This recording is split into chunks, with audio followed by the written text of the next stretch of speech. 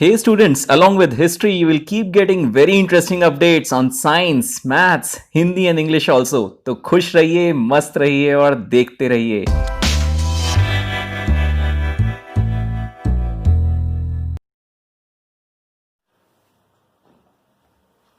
So let's start this journey of nationalism in Europe. The first clear expression of nationalism was seen in French Revolution. This forms a 1 mark question for you. When in 1789, तो ये 17 बहुत बड़ा खतरा था किसी किसी के लिए. तो समझते हैं वो क्या था. So the reason behind French Revolution was, the why factor is, at that time France was a full-fledged territorial state under the rule of an absolute monarch. तो अब हुआ कुछ ऐसा कि 1793 में, यानी कि 4 साल के बाद, the French revolutionaries gained so much power that they finally executed the king Louis 16 of France. अब आप सोचिए कि एक तरफ तो रेवोल्यूशन इतना पावरफुल था, उसके बाद से राजा को मार दिया गया था. There were two important outcomes.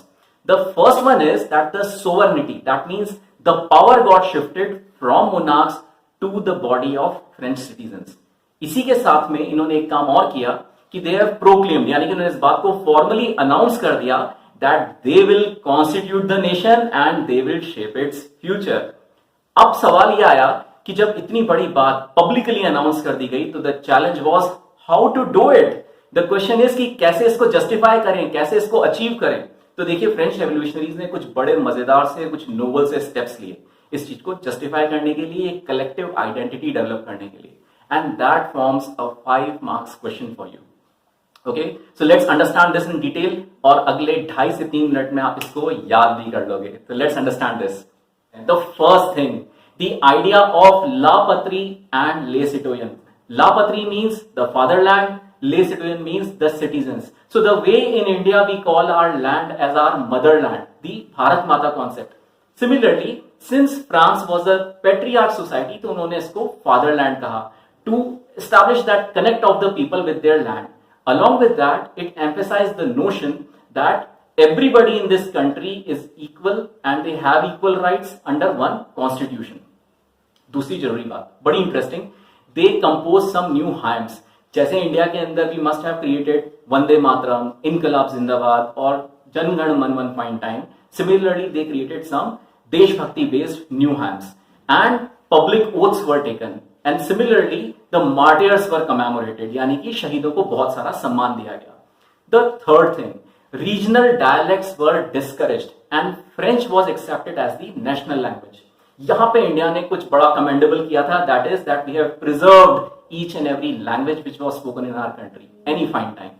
Okay, the next thing, इसके बाद इन्होंने क्या किया, they have launched their own new flag, the French tricolor, instead of the royal standard which was the symbol of the monarchs. Again, a very different and a new kind of change. The next thing is, estate assembly is now governed by the body of French citizens and they have renamed it as National Assembly. Okay, तो ये पूरा उन्होंने जो एक parliamentary system उस time पे रहा करा होगा, उसको अपने कंट्रोल में ले लिया था. नाउ, एक चीज जो उन्होंने अब करी, वो कुछ बिजनेस को इंपैक्ट करने वाली थी, यानी इकोनॉमीज को इंपैक्ट करने वाली थी. किस तरीके से? वो था कि uniform system of weights and measures. अभी तक क्या प्रॉब्लम थी कि हर एक जगह के हर डिस्टेंस के ऊपर वेट्स एंड मेजर्स बदल जाते थे. कहीं पे 1 किलो में इतना मिल रहा है तो कहीं 1 किलो में इतना मिल रहा है. This was creating so much of tensions and problems. तो उसको यूनिफॉर्म किया गया. And then internal custom duties were also abolished. तो ये भी अगेन बिजनेस को फायदा देने के लिए एक काम किया गया. And finally, one very strategic change was कि centralised administration with uniform laws was implemented. तो आपने देखा कि इस तरीके से फ्रेंच रेवोल्यूशनरीज ने ये 9 मेजर्स को यूज करके they have tried to develop this collective identity for their nation.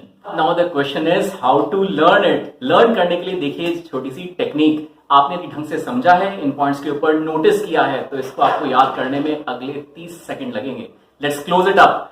So just learn this sentence which says, my father took an oath in French with flag in his hand at the National Assembly that he will reduce his weight by following the customs and administration of his in-laws. बस इसे याद कर लीजिए, आपका ये 5 marks का question ready है. तो देखिए, फ्रांस में जहां इतनी सारी एक्टिविटीज हो रही थी, तो ये धीरे धीरे न्यूज जो है वो ट्रैवल करने लगी, और ये ट्रैवल करके कहां पहुंची? आसपास की नेबरिंग कंट्रीज में. अब नेबरिंग कंट्रीज थी हॉलैंड, बेल्जियम, स्विट्जरलैंड, इटली, जैसा हमने मैप पे देखा था। तो इन सारी कंट्रीज के अंदर एक बड़ा इंटरेस्टिंग फिनोमेना सामने आया and that was the development of Jacobian clubs. इस टर्म के ऊपर आपका एक शॉर्ट नोट क्वेश्चन बन सकता है, तो जरा इसको समझ लेते हैं। तो Jacobin clubs considered themselves as friends of freedom and equality, okay, and it was formed by the members are students and the educated middle class. What was their objective? The objective was to do regular activities and campaigns to prepare the way for the French armies. आप सोचिए ये क्या गजब बात थी कि बेगानी शादी में अब्दुल्ला दीवाना वाली हालत थी कि हम अपने ही हाथों से अपने ही देश के अंदर लोगों को इनवाइट कर रहे हैं कि आइए हम पे अटैक करिए। But that was the reality, it was happening क्योंकि they were so much impacted by the thoughts of French revolution कि उनको लग रहा था कि शायद वो हमारे यहाँ आएंगे तो हमारा देश भी इस मुनाफी के स्टेटस से फ्री हो जाएगा। Okay, so just keep a note of it and understand what was Jacobian clubs. So now with so much of popularity and power, French revolutionaries started dreaming of liberating this continent Europe from the hands of despotism. इतनी बड़ी बात लोग सोचने लगे, लेकिन हर सपना सच नहीं होता। तो what has happened is in 1799 French revolution was curved by the French army, यानी कि इसको पूरी तरह से दबा दिया गया। अब इसका रिजल्ट क्या हुआ? The result was that now the power is again shifted from the hands of revolutionaries to the French army। और अब जो उनका ये विजन था वो फ्रेंच आर्मी का मिशन बन चुका था and that was the beginning of revolutionary Wars wherein the French army started carrying the idea of nationalism to the neighboring countries। And just to repeat, the name of those countries are Germany, Holland, Belgium, Switzerland, Italy। इन सब जगह पे धीरे धीरे धीरे जो French army थी उसने अपना अटैक करना शुरू कर दिया। नाउ द थिंग इज कि ये इतने बड़े अगेन ये जो इतना बड़ा इवेंट हुआ था, इसके साथ में who was the face of power?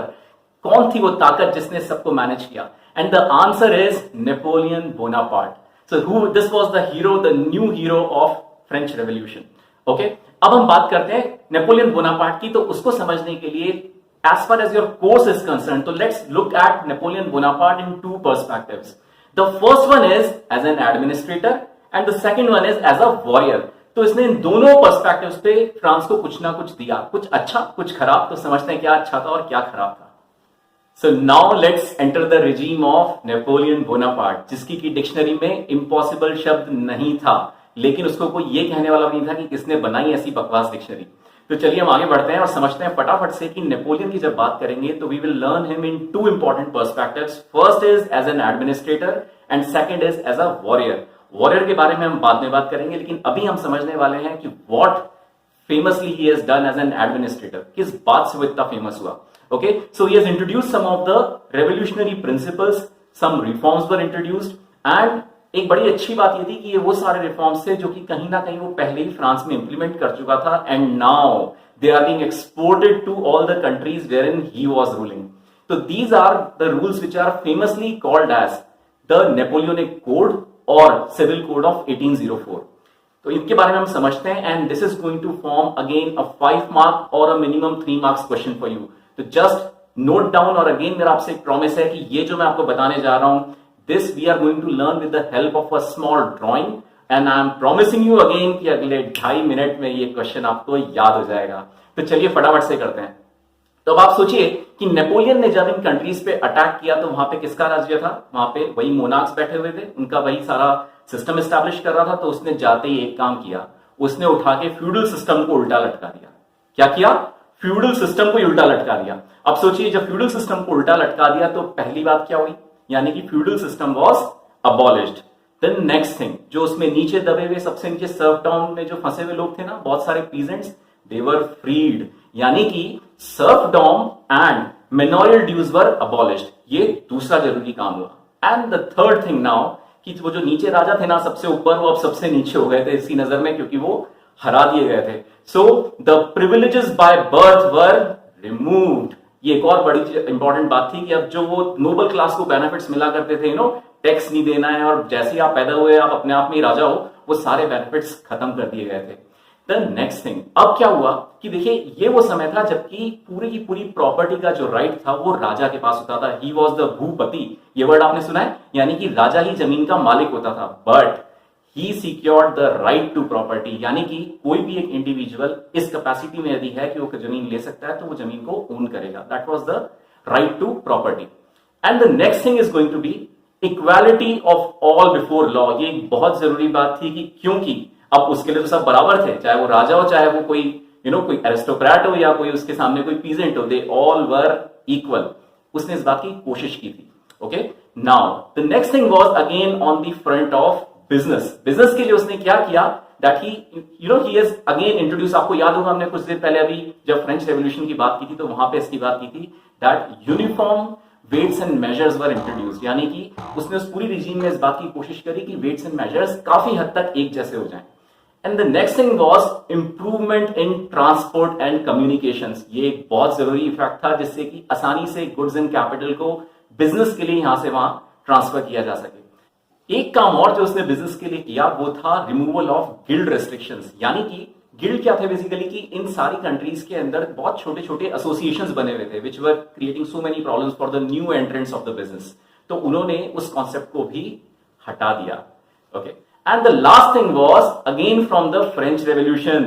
This is the simplified administrative divisions. यानी कि जो पूरी उसकी रिजीम बहुत छोटी छोटी प्रिंसिपैलिटीज में बटी हुई थी, छोटे छोटे राजाओं के अंडर में थी, उसको उसने उठा करके थोड़ा सिंप्लीफाई कर दिया. और ये पॉइंट अभी आप आगे जाकर के जब पढ़ेंगे लिबरलिज्म के अंदर हम इसकी बात करेंगे तो आपको समझ में आएगा कि ये कितना इंपॉर्टेंट एस्पेक्ट था जो कि नेपोलियन ने किया था. ओके, नाउ लेट्स अंडरस्टैंड कि जो उसने इतने बढ़िया से ये 8-10 स्टेप्स लिए जिनको हम लोग नेपोलियनिक कोड या सिविल कोड ऑफ 1804 कहते हैं, इसका इफेक्ट सोसाइटी पे क्या हुआ. तो सोचिए कि सबसे पहले ये जो पीजेंट्स, आर्टिजन्स, वर्कर्स थे, उनको तो जैसे जन्नत मिल गई थी. एक बिल्कुल नए टाइप की फ्रीडम उन्होंने महसूस करी. Okay, and the second thing was that the business and the small scale producers, यानी कि जो बिजनेस करने वाले लोग थे और जो स्मॉल स्केल मैन्युफैक्चरर्स थे, छोटा मोटा कुछ मैन्युफैक्चरिंग का काम करते थे, उनको भी इस सिविल कोड से बहुत बेनिफिट हुआ.